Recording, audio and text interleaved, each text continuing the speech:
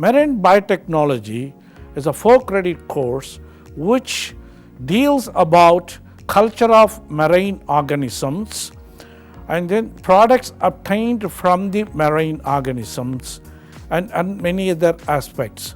It consists of 5 units. The whole course deals with marine organism, how it can be applied to humankind. Students who are completing this course has the advantage of knowing about the microorganisms and macroorganisms and how they can culture the organism, how to improve the culture organisms, which help them to get a job in shrimp, in aquaculture industry, in hydrocolloids industry, in pharmaceutical industry, further their research.